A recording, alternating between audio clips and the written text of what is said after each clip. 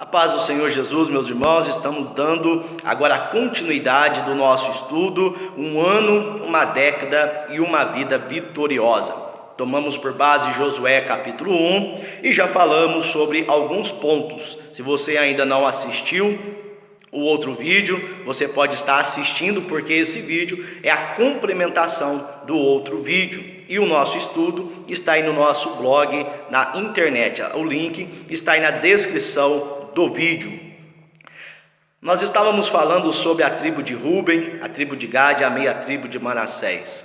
Falamos que Josué conclama eles para que eles pudessem então lembrar-se do voto, da promessa que haviam feito. E aqui eu quero falar sobre o quarto ponto para nós termos uma vida vitoriosa, uma década abençoada, uma vida debaixo da bênção de Deus, é nós ajudarmos uns aos outros.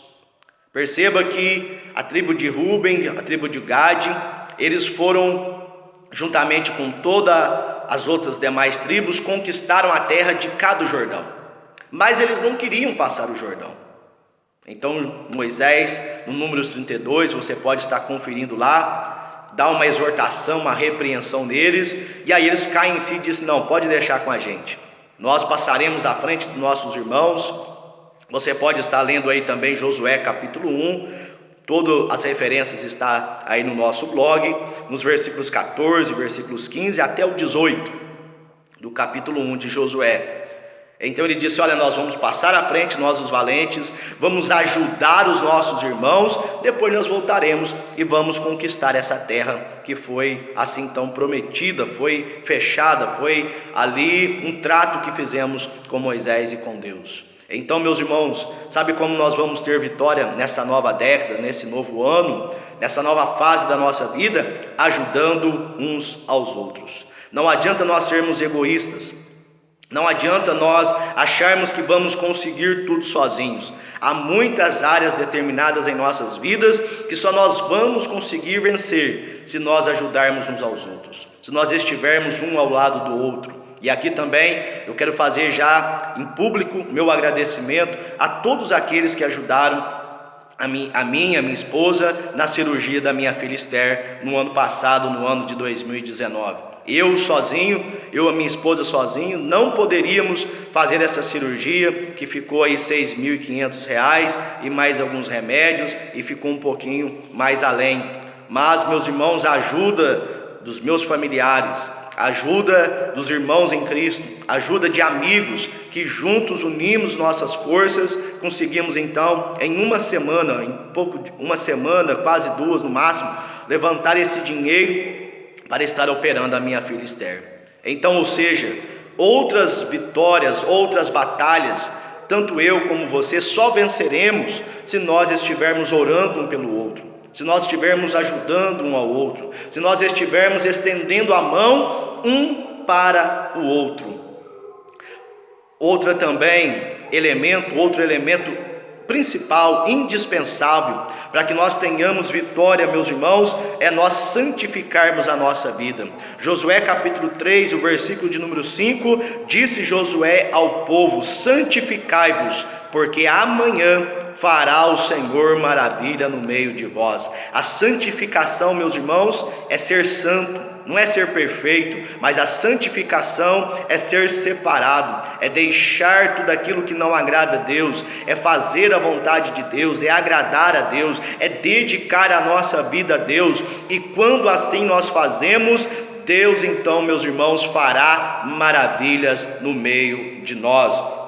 Outra coisa também, se nós queremos ter uma vida vitoriosa, algo indispensável é nós termos fé, é nós termos confiança. A Bíblia diz lá em Tiago que o incrédulo, aquele homem que pede e duvida, é semelhante como as ondas do mar que vai e que volta, ele é instável. Então, meus irmãos, tudo aquilo que pedirmos em oração, crendo, nós receberemos. Então, meus irmãos, a fé, a confiança é um elemento indispensável para termos uma vida de vitória. Você lembra de Jó? Jó perdeu os filhos, Jó perdeu os seus bens, Jó perdeu o apoio da sua esposa, Jó perdeu a saúde, mas Jó não perdeu a sua fé em Deus. Ele acreditou, ele creu que ainda ele estivesse no estado mais deplorável, Deus poderia intervir e Deus poderia virar o seu cativeiro, assim como de fato aconteceu. E Deus deu a Jó o dobro daquilo que ele possuía, porque Jó permaneceu com a sua fé inabalável. E baseado nisso, meus irmãos, no capítulo 4, ainda no capítulo de número 3, melhor dizendo, dos versículos de 8 a 15, nós vamos ver aqui sobre a passagem do Jordão. Deus fala para o Josué, e Josué fala ao povo as palavras de Deus. E a palavra de Deus, segundo Romanos 10 e 17, é que traz fé ao nosso coração. Então preencha a sua mente neste ano de 2020 com a palavra de Deus. Venha nos cultos que ensino da palavra de Deus, geralmente nos cultos de terça-feira. Venha para a escola bíblica dominical. Em sua casa, acesse conteúdos, vídeos que falam da palavra de Deus. Eu tenho aqui vários vídeos que nós estamos trazendo o ensinamento da palavra de Deus, que vai gerar fé no seu coração, que vai trazer ânimo, vai trazer esperança. E aqui nos versículos de 8 a 15 do capítulo 3, a ordem foi o seguinte: que eles deveriam andar, os sacerdotes carregando a arca, e quando a planta dos pés dos sacerdotes repousassem sobre as águas das bordas do Jordão, o milagre aconteceria. Me diz aqui o texto, meus irmãos, que estava no tempo de enchente, as águas do Jordão estavam transbordando nas suas ribanceiras. Então, dependendo da água, para até mesmo quem não sabe nadar, pode estar aquela calmaria, mas já tem aquele certo receio. Eu sou mesmo assim, eu não sei nadar, então nós temos receio de entrar na água. Agora imagine um rio, meus irmãos, com as suas águas torrenciais descendo, transbordando nas suas ribanceiras, e Deus mandar você entrar lá dentro. Entra, põe a planta do vosso pé, porque quando isso acontecer, as águas do Jordão vão parar e vocês vão atravessar em seco. E foi isso que aconteceu. Eles obedeceram a palavra de Deus, e quando os sacerdotes colocaram os pés nas águas do Jordão, o Jordão ficou parado em um canto, aquelas águas que passaram correram, e ali eles passaram em seco dentro do Jordão. Oh, meu irmão, que esta seja um elemento indispensável para a nossa vida. Aqui eu falei de dois: a fé e a obediência. É uma fé em ação. Quem tem fé, obedece. Não deixe de acreditar ou não venha duvidar a respeito da palavra de Deus. A palavra de Deus é fiel, a palavra de Deus é inspirada, a palavra de Deus é verdade, e tudo aquilo que Deus disse na sua palavra, procure assim observar, porque você vai obter sucesso, vai obter vitória. Assim está no Salmo 1, assim está no Josué capítulo 1 versículo 8. Jesus também disse lá em Mateus capítulo 7, nos finais ali das suas palavras do sermão do monte, da montanha. Mas olha que Deus disse para Josué, capítulo 1, versículo 8: não se aparte da tua boca o livro desta lei, que é a palavra de Deus, antes medita nele dia e noite, para que tenhas cuidado de fazer conforme tudo quanto nele está escrito, porque então farás prosperar o teu caminho, então prudentemente te conduzirás. Olha aí o segredo, a informação, a ordem que Deus deu para Josué, que ele deveria meditar no livro desta lei, sem desviar para a direita, sem desviar para a esquerda, porque assim então Deus faria prosperar o seu caminho. Então a fé, a confiança na palavra de Deus, somada à obediência, dar passos de fé e de obediência, é a fé em ação. Meus irmãos, a bênção de Deus com certeza chegará para as nossas vidas. E quando aquele milagre aconteceu, quando eles atravessaram o Jordão, nós chegamos no capítulo 4 de Josué, e ali Josué pede para levantar um memorial. Ali Deus ordena que cada homem, um homem de cada tribo, pegasse uma pedra e levasse para outra banda, e ali colocasse e fizesse um memorial. Para que este memorial? Para que estas pedras? Deus vai explicar, Josué também explica ao povo. Porque futuramente, quando os filhos de Israel passassem por ali e vissem aquele memorial, aquelas 12 pedras ali ajuntadas, era algo notável. E eles perguntariam aos seus pais: o que vos representam estas pedras? Por que essas 12 pedras estão aqui? Então os pais deveriam ensinar aos seus filhos que Deus abriu o Jordão e eles passaram aos pés enxuto, para trazer um legado, para trazer a lembrança para os filhos do povo de Israel, para que a fé não minguasse, para que a fé não morresse em seus pais, mas assim passasse aos seus filhos. Então isso fala de memória, isso fala de gratidão, isso fala de louvor a Deus. Quando tu fores abençoado, meu irmão, quando tu fores abençoada, minha irmã, não se esqueça, é a graça de Deus, é a bênção de Deus, é o favor de Deus te alcançando. Então não se esqueça disso, faça um memorial, conte esse testemunho aonde você passar, conte esse testemunho aos seus filhos, anuncia quantas coisas Deus te tem feito, porque quando nós recebemos uma bênção e quando nós contamos um testemunho, nós glorificamos o nome de Deus. Nós então anunciamos as maravilhas de Deus numa forma de evangelização, e nós edificamos a fé dos nossos filhos, dos nossos familiares e a fé dos nossos irmãos. Então haveria de fazer ali um memorial, isso fala de gratidão. Encerrado o capítulo 4 de Josué, inicia-se o capítulo 5.